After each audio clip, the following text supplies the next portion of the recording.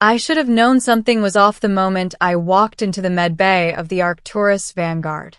The ship had been on autopilot for the past 3 weeks, floating along the edge of the Helix Nebula, collecting samples from uncharted worlds. I was only supposed to be here as an observational assistant, a civilian researcher seconded to the crew because of my expertise in xenobiology. I wasn't a soldier, I wasn't a medic, and definitely not the type to handle an alien emergency. But that morning, the ship's AI, Ceres, had assigned me to assist with the injection protocols. I wasn't even told which patient. The instructions were vague. The order read, "Patient requires immediate inoculation. Use the green vial labeled number 37. Do not deviate from standard procedure." When I arrived, the med bay was dimly lit, humming with the low vibrations of the ship's core. A figure stood near the anti-grav stretcher, tall, slender, with skin that shimmered in shades of violet and silver.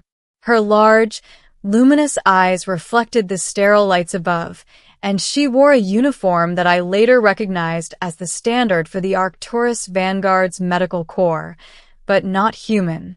She looked startled when she saw me.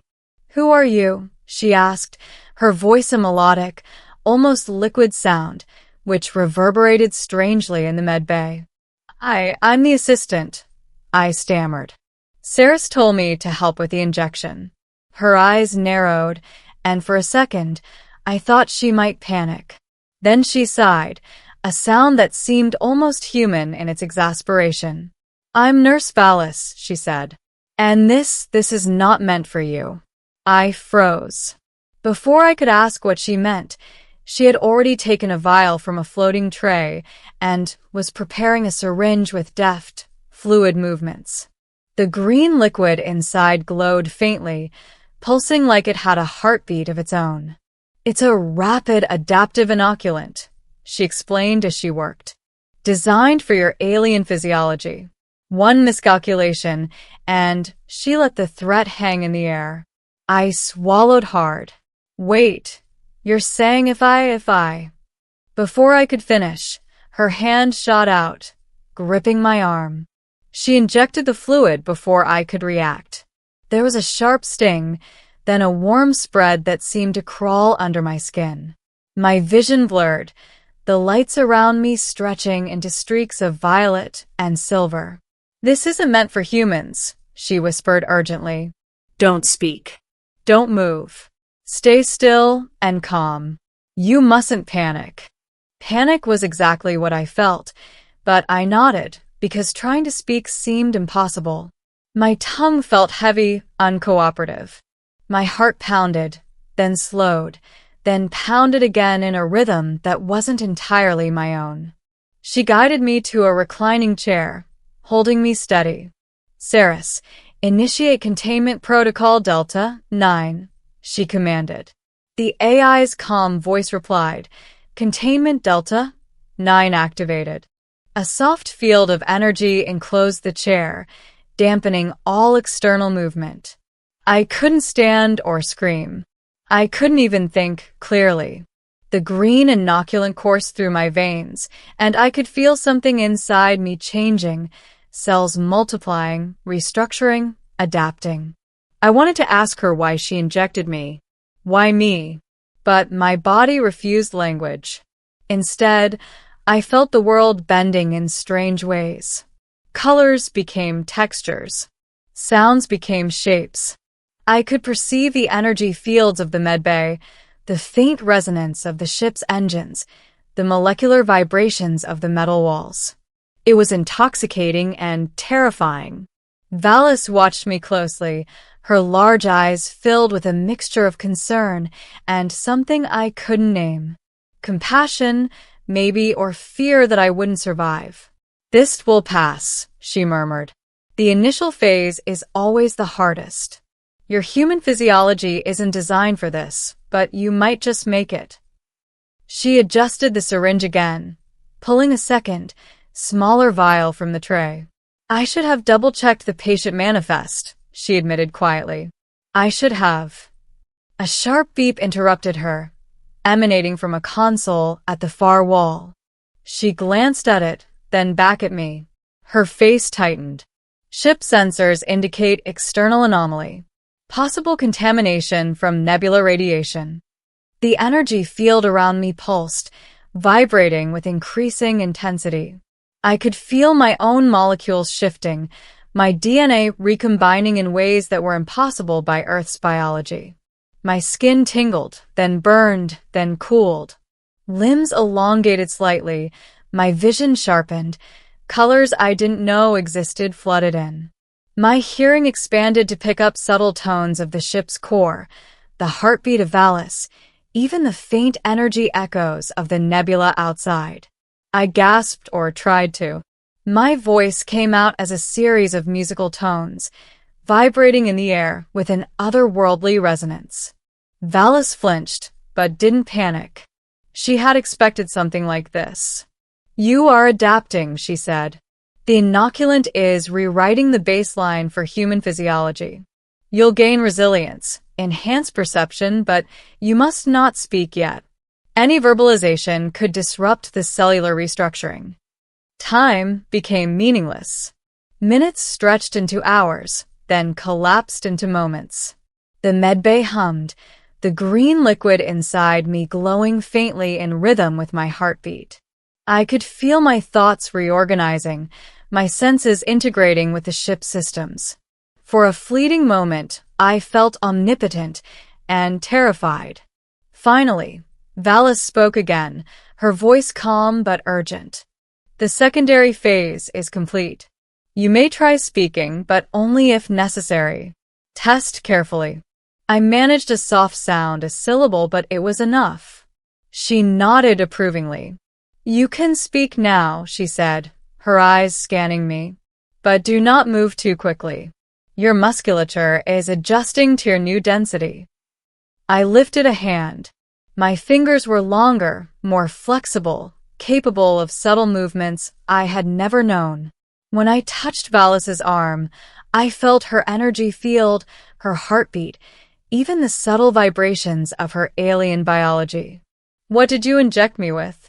I asked finally, my voice still trembling but human enough to be intelligible. She hesitated. "It's an experimental inoculant. A regenerative compound meant to heal alien injuries, accelerate adaptation to extreme environments, and enhance longevity. It has never been tested on humans." I shouldn't have. I wanted to scream at her, demand an explanation, but the words didn't come. Instead, I felt the inoculant itself communicate with me. A network of energy pulses flowed through my nervous system. I could sense the intentions behind its design, its biological logic. It was as if the syringe had injected not just a compound, but a consciousness. "Ceres, monitor all vital functions," Valis commanded. "If there's a rejection response, we need immediate countermeasures." The AI responded. "Vitals stable.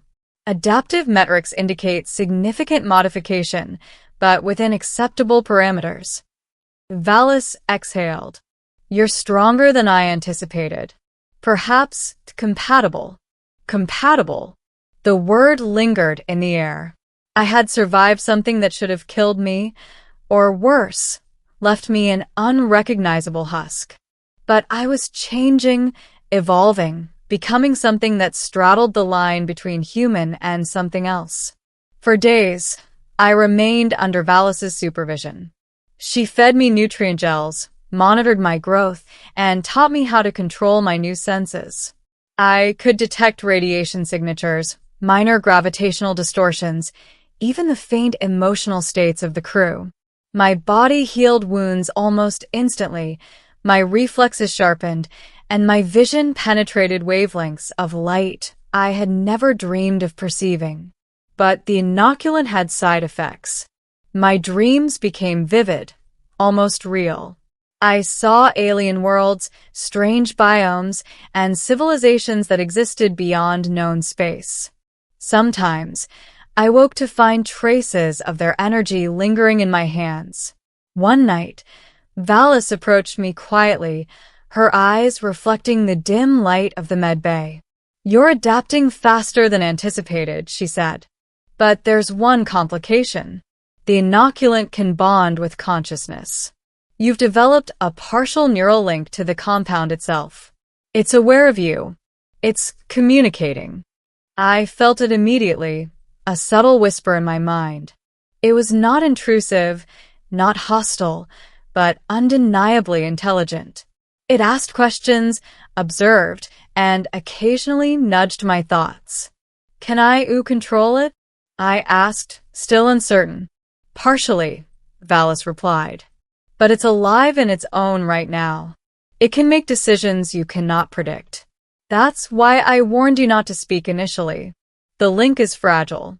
Words could destabilize it cause of feedback loop, even fatal neurological collapse." Days turned into weeks.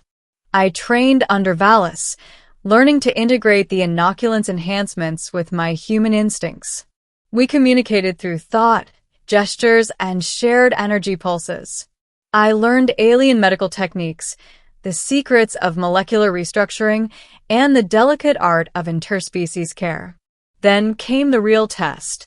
The Arcturus Vanguard was approaching a planet within the Helix Nebula. Sensors indicated a virulent alien pathogen on the surface, something the human crew could not survive without protection. Valis looked at me. "You're the only one who can go," she said. "Your adaptation makes you compatible with this environment. You can carry the inoculant's full potential into the field. You can survive where humans would die instantly." I nodded. My enhanced reflexes and regenerative abilities made me faster, stronger, and more durable than any human. The inoculant hummed in my veins, a conscious partner guiding me. When we landed on the planet, the atmosphere was toxic and the pathogens spread like wildfire in the air. The human crew remained in quarantine, observing from the ship. I moved through the alien landscape, the inoculant shielding me, repairing damage, guiding my movements. It was surreal. Every breath, every step, every heartbeat synchronized with the alien compound inside me. I could see the pathogen structure, its weaknesses, and the precise way to neutralize it. By the time I returned to the ship, I carried the cure in my blood, ready to inoculate the crew. Valis met me at the airlock. "You survived everything I feared," she said softly. "I didn't just survive," I replied. "I adapted." She studied me, eyes wide with awe. "You're no longer fully human," she said. "And yet you are. Somehow, you've bridged both worlds." I realized then that the inoculant hadn't just healed or enhanced me. It had made me a mediator, a bridge between species, a vessel of survival and understanding. And all of it began because of a mistake, a syringe, a misidentification, a simple human error that almost killed me. Yet somehow it saved me. And as I looked at Valis, I understood the truth in her earlier warning.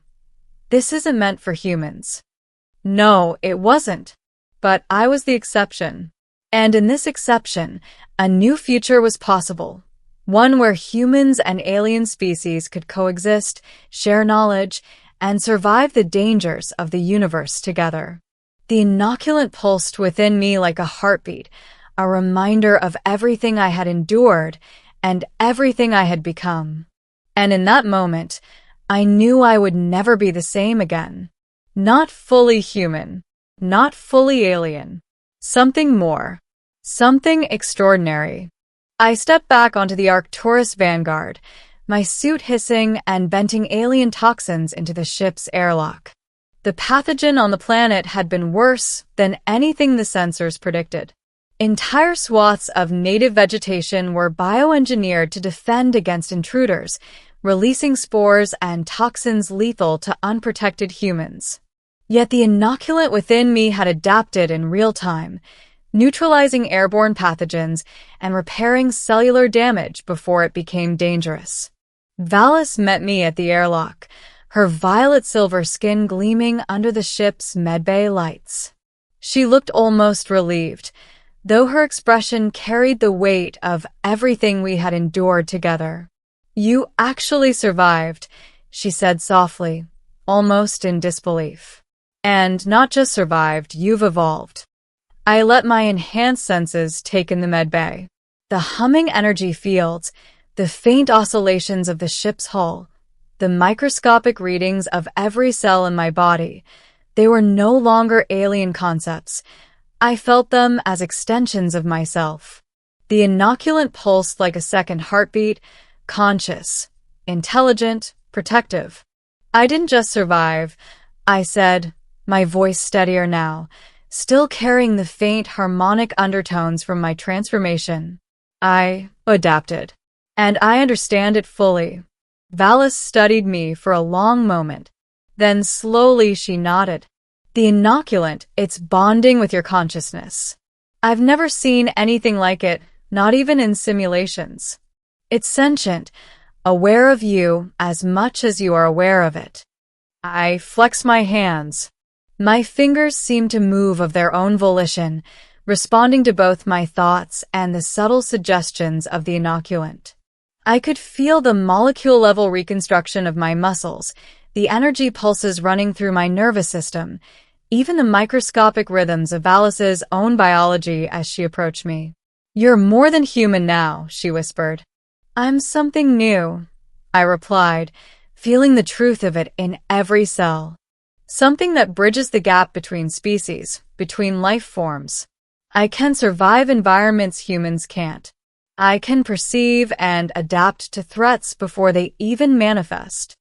Valis placed a hand on my shoulder, and I felt her energy merge briefly with mine, a gesture of trust and connection. "The crew will need you.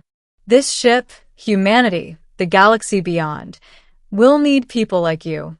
People who can survive where others can't and teach others to survive too." I nodded. The thought was overwhelming. My humanity, though altered, was still intact in spirit. My moral compass, my empathy, my curiosity, they were all sharpened, not erased. But now, I carried something beyond the human condition, the inoculant sentience, my own evolved physiology, and a perspective that bridged two worlds. Later, as I stood overlooking the Helix Nebula from the observation deck, I felt the inoculant pulse inside me in rhythm with the cosmic currents outside. The stars themselves seemed to respond to my presence, vibrating subtly as if acknowledging the new entity I had become. Valis joined me quietly, standing a few paces away. "Do you feel it?" she asked. "The connection?" I did. The ship, the nebula, even her presence, it was all part of an interconnected web of life and energy. "I do," I said.